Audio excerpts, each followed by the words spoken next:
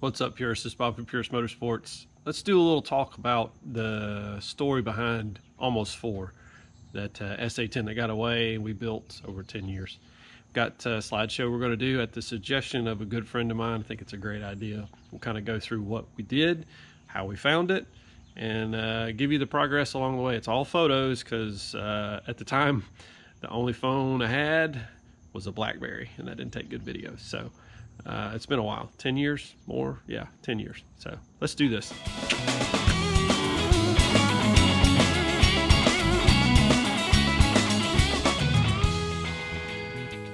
Okay, I'm sitting in 93, number 33. It's not number 4. So it's raining, and I just thought this would be a good time to do this because it's, well, I'm waiting on manufacturers for other stuff to do videos on, like the axle for the race car. We opened up the motor to the race car and found issues there. Stay tuned for that. So what I want to do is talk about number 4. I said I would in the video we posted, which I'll do a link right here, hopefully. Do a little card you can click on to see the first video. It talks about the SA10 history and briefly mentioned in there. Basically, in a nutshell, the cars are all VIN sequential. Car number 1 is the lowest VIN. Car number 11 is the highest VIN. And you may ask, well, why is there a car 11 when there are only supposed to be 10 produced? Well, that's because Saleen didn't use the bumper number 6. They skipped that in production. It was just kind of a thing they did. Started in 85 as a mistake, I've been told. And then from that point forward, they didn't do that. Now, there may be a couple of outliers out there, special models done, I want to say in the late 2000s, 9, 10, that may have a bumper number 6, but for the most part, it was never used. So, car number 4 for the SA10s did not get completed. You can watch the other video and see why. But the simple fact is this. I was introduced to the SA10 in the mid to late 90s, 97, and got curious as to why there were only 9 cars when you had a 10th anniversary model. So that led to more curiosity, digging up information and trying to make connections over the course of, say, 10 years. I was making connections to Saleen world. I really was obviously busy with starting life and stuff, going to college and that. So it was on the back burner, doing research when I can. In the infancy of the internet at the time, there wasn't a whole lot of information. So fast forward to 2009, the 45th anniversary show, Barber Motorsports Park, and there were 3 SA10s there. I was able to connect with 2 of the 3 owners, and I got information about car number 4, specifically the VIN number. And both of the SA10 owners were very helpful. I didn't get to meet Debbie Blaylock, car number 3 at that show, because she was so busy working with the Saleen display, because her cars were over there. But anyways, I have since met her, and she's awesome, by the way. And hopefully if she watches this, shout out to you, because really enjoyed chatting with you at the show in 2018 over in North Carolina.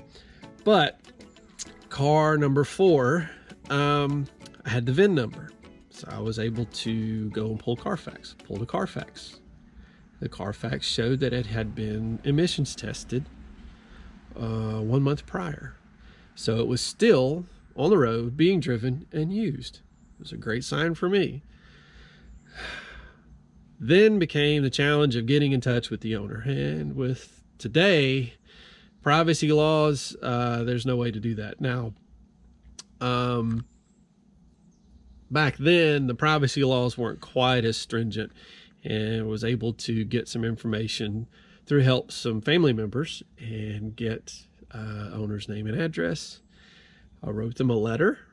Didn't hear back, of course.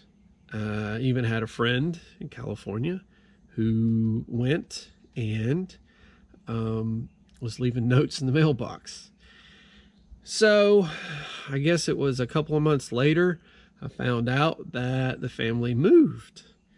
And of course, I had to wait another year or so before finding out where the car went. And really didn't track it down at that point. But what I was doing is about every week or every other week, I was checking Craigslist in California. Just, 93 Mustang, 93 Black LX, 93 5.0, blah, blah, blah. Typical searches that you would do on Craigslist. And in July of 2010, I came across a listing that looked very similar because it had the owner's names in the ad. So, had a friend give a call because I tried to call the number and it wouldn't connect. I'm out of state. Obviously, they were restricting calls to in-state only. And a friend confirmed that it was the VIN number for car number 4. The next morning, he drove over, grabbed it for me, not without calling me first because the car was in really bad shape, as you can see from the pictures. It was just a worn 110,000 mile 5-liter that had been driven every day. But it was a 2-owner car. And so after a phone call of me, yes, I want it. I don't care what condition it's in. It's not been wrecked. Great. Buy it. He was able to score the car for me, but not only did he score the car for me, he was able to get Joe Gazinski, the builder of the other 9 SA10 cars at Saleen, because Joe was an employee at Saleen, to get the car and take it to his shop to make sure it could get to the other coast, because I'm on the East Coast. Obviously, the car was on the West Coast in California. So I had landed the car, which took 12 years to find. And at that point, it was, let's make this dream come true. And it's taken about 10 years. There's still some things left to do. But, we'll just, instead of me talking the rest of the way, we'll just show you a slideshow of everything. And hope you enjoy it. The journey is not complete yet, but I do have the car, and it's been transformed to something that I wanted to build as if I had ordered it back in 1993, seeking out all of the specific parts that Saleen would have offered in the catalog at that time. Because all of the cars, as if you watch the other video, will tell you that all the other cars, you could choose whatever you wanted out of the Saleen catalog that fit the Fox Mustang, and Saleen would put it on it for you. This was a unique model. So enjoy the pictures.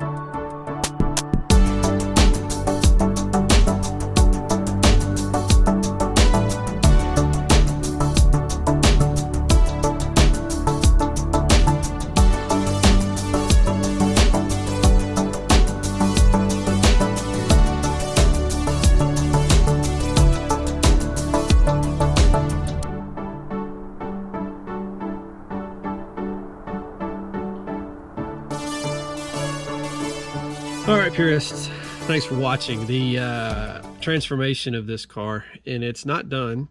As you saw in the pictures, the doors, they took 10 snips and cut the speakers. I have not put the pieces in yet. I actually have right here. I'm going to use the convertible door pieces to put them in place. I'll have to rivet them in. I'll have to cut it down because I don't need the whole thing, but that's how I'm going to repair it. Just simple, so that I can put a speaker in it. So the stereo is not hooked up. I also have a remote CD changer, a multi-disc CD changer to put in it. I need to put a 2-point interior brace in it. Well, actually I want the 6-point, but I may put a 2-point in it just to have it done for now, and then work on getting the 6-point made, because that was custom done for that car. It's a one-off for car number 2, that is. So anyways, I'm digressing. I really appreciate all of you watching. I really appreciate all the kind words, and thanks Mark for the suggestion of doing this. It's a great idea. And if you have suggestions for videos, things you want to see, feel free to comment below, and we'll see you at the next one. As always, whether you're driving them or restoring them, always enjoy them. Peace.